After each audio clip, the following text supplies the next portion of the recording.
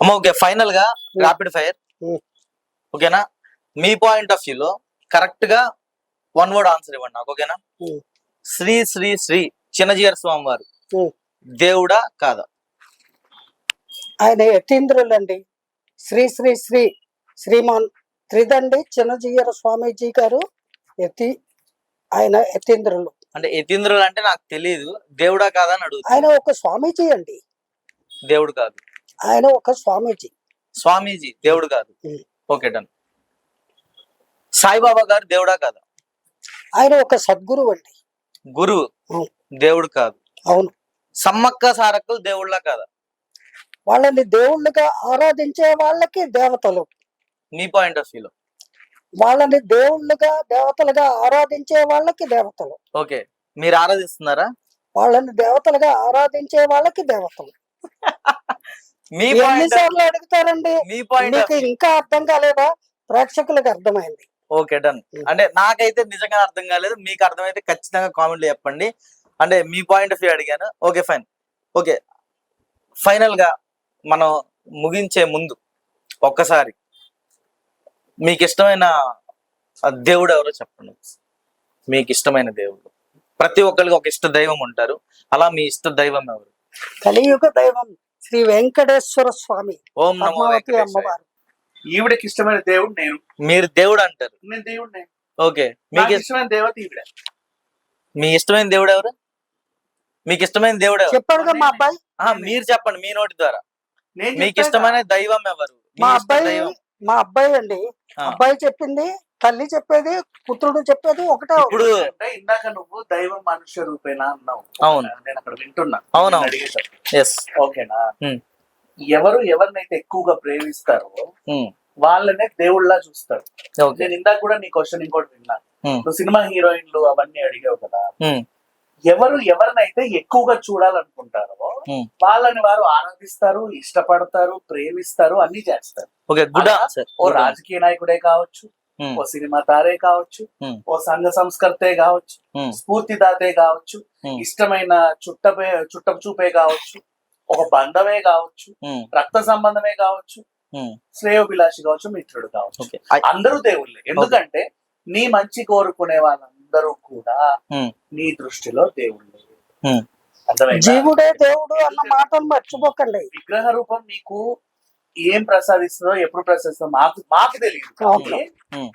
తెలియదు కానీ మనిషి రూపంలో ఉండే మా చుట్టుపక్కల ఉండే శ్రేయోభిలాషులు ఏంటోరా ఇవాళ ఎందుకో డల్ గా ఉన్నా అనగానే, నువ్వెందుకు డల్ గా ఉన్నావు, అలా ఉండొద్దు అని చెప్తాడు. నాకు వాడు దేవుడే.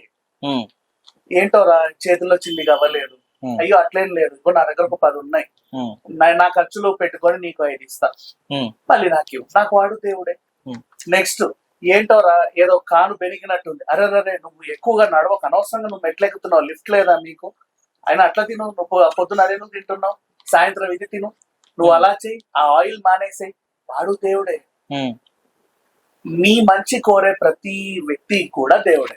దేవుడి కోసం ప్రత్యేకించి వెళ్ళాల్సిన అవసరం లేదు. కరెక్ట్ పాయింట్ వచ్చారు. ఇప్పుడు నేనేమంటానంటే మా అమ్మ మా నాన్న నాకు దేవుళ్ళు. ఎగ్జాక్ట్లీ, నేను అది చెప్తాను. కానీ మా అమ్మా నాన్నలతో కలిసి నేను తిరుపతి వెళ్తాను, అక్కడ దేవుడు ఉన్నాడని వెళ్తాను. సరే, ఆ పాయింట్ ఆఫ్ వ్యూ అడిగాను ఇష్ట దైవం అని. అలా ఇప్పుడు కలియుగ దైవం మా అమ్మ ఇప్పుడు చెప్పాను ఇదే ఆన్సర్ నాకు కావాల్సింది. మీ ఇష్ట దైవం ఎవరు? మీ ఇష్ట దైవం ఎవరు? నా ఇష్ట దైవం ఎవరంటే నాకు సహాయం చేసిన వాళ్ళందరూ నా దైవం. నేను అలా అనట్లేదు. ఇప్పుడు ఫర్ ఎగ్జాంపుల్ నీకు చెప్తా. నీకు మొన్న జైల్లో ఉన్నాను అన్నప్పుడు నన్ను విడిపించాడు శివబాలాజీ గారు. అవును, యాక్టర్ శివబాలాజీ. నాకేం దేవుడే. ఒకనొక టైంలో నాకు మన వీళ్ళెవరు మోస్ట్ కాంట్రవర్సీ కపుల్ అని మీరు చెప్తారు, దుబాడ మాధురి అని చెప్పేసి, ఆవిడ కూడా నాకు నా తమ్ముడు అని చెప్పి నాకు 50,000 ఇచ్చి, సీరియస్లీ నాకు ఆవిడ దేవుడే. నెక్స్ట్ హర్ష సాయి అనే వ్యక్తి ఉన్నాడు. ఒకనొక టైంలో నేను కోర్టులో ఉన్నప్పుడు అడ్వకేట్ ని ఎక్కడి నుంచో విజయవాడ నుంచి అప్పటికప్పుడు ఫ్లైట్ వేసి అడ్వకేట్ ని పంపి విత్ ఇన్ 1 day ఆ ప్రాబ్లం సాల్వ్ చేసాడు. నాకు అతను దేవుడు. చెప్పనా, నేను ఇది ఖచ్చితంగా చెప్పాలి. వేణుస్వామి అని ఆయన ఉన్నాడు కదా, ఆయన నేను చాలా వీడియోలు తిట్టా. ఏంటి ఇలా చెప్తున్నావు, అలా చెప్తున్నావు, ఇలా చెప్తున్నావు అని. ఉమ్. ఆయన ఒక అడ్వకేట్ ఆఫీస్ లో ఉంటే అక్కడ ఏదో హడావిడి జరుగుతా ఉంది. ఏంటంటే వాళ్ళు దాసవిజ్ఞ అంటే ఏదో జైల్లో ఉన్నాడంటే ఏదో అయిందంట ఇట్లా అంట. అయ్యో అవునా పాపం, ఈ 50,000 పంపండి వాళ్ళ అమ్మకి అని 50,000 ఇచ్చాడు వాళ్ళ ఆఫీస్. వాళ్ళు నాకు కాల్ చేసి అంటే మనుషులు మనం తిట్టామా, కొట్టామా, ఇంకేదో చేసామా, పొగిడామా, ఆరాధించామా, ఇవన్నీ కాదు. సాటి మనిషికి సహాయం చేస్తే చాలు. డబ్బు రూపమే కానీ, మానసిక రూపమే కానీ, అంటే నీకేమన్నా గైడ్ చేయడమే కానీ. మీరు చెప్పింది నాకు చాలా క్లియర్ గా అర్థమైంది. వీళ్ళందరూ అందరూ కూడా మన దృష్టిలో దేవుళ్ళే. Yes, perfect. మీరు చెప్పింది నాకు అర్థమైంది. బట్ నేను ఈ దేవుళ్ళ గురించి మాట్లాడట్లేదు. మనకు కొన్ని శక్తి రూపాలు ఉండి, బంగారం ఉండి, ఇలా ఉండి, రోజు హారతులు, నైవేద్యాలు, కొబ్బరికాయలు మీద కొట్టుకునే దేవుళ్ళ గురించి నీకు కావాలి. అంటే వాళ్ళలో మీకు ఎవరైనా ఇష్ట దైవం ఉన్నారా? నాకు అందరు దేవుళ్ళు ఇష్టం. Okay, fine. ప్రతి గుడి నాకు ఇష్టం. డన్. ఎందుకంటే ప్రతి గుడిలోనూ ఏదో ఒక వైబ్రేషన్ ఉంటుంది. వైబ్రేషన్ లేకుండా ఏ గుడి ఉంటుంది. నువ్వు కావాలంటే ఏ గుడికి వెళ్ళినా, చిన్న గ్రామదేవత గుడి అయినా కానీ, పెద్ద గుడి అయినా కానీ వెళ్తే వాళ్ళని అడిగితే అక్కడ స్థల పురాణం అనేది చెప్తారు.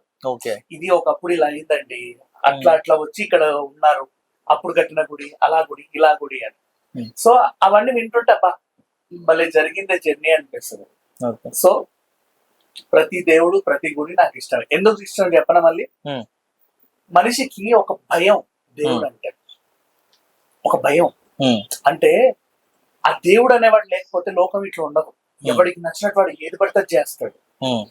దేవుడు ఉన్నాడు రా, చూస్తాడు రా, చూసుకుంటాడు రా అని చెప్తాడు. నీకు అర్థమైందా? కొన్ని సిచ్యువేషన్ లో ఎంత టోడైనా కానీ, ఎంత కుబేరుడైనా కానీ, ఎంత క్రిమినల్ అయినా కానీ, గుడి పంచగట్టి గుడి మెట్లు ఎక్కించు, ఆ గంట సేపు అక్కడ ఉన్నంత సేపు వాడిలో ఒక భయం ఉంటది.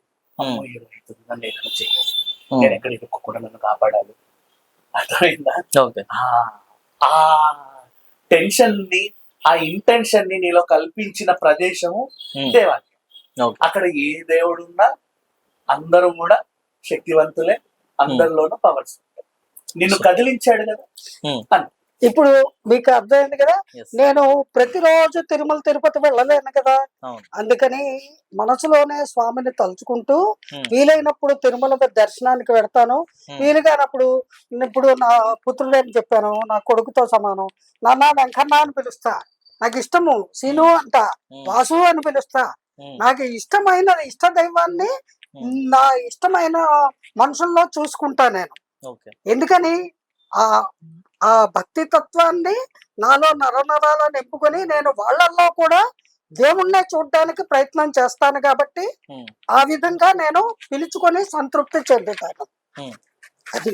సో గైస్, చూసారు కదా, చాలా అంటే చాలా కొన్ని స్పిరిచువల్ కి సంబంధించినటువంటి విశేషాలు చాలా మన ఇంగువ కరుణమ్మ గారు మనకు తెలియజేయడం జరిగింది. అండ్ ఇలాంటి మంచి మంచి టాపిక్స్ కోసం ఖచ్చితంగా మన ఛానల్ అయితే సబ్స్క్రైబ్ చేసుకోండి. This is Raghuram Moleti. జై హింద్.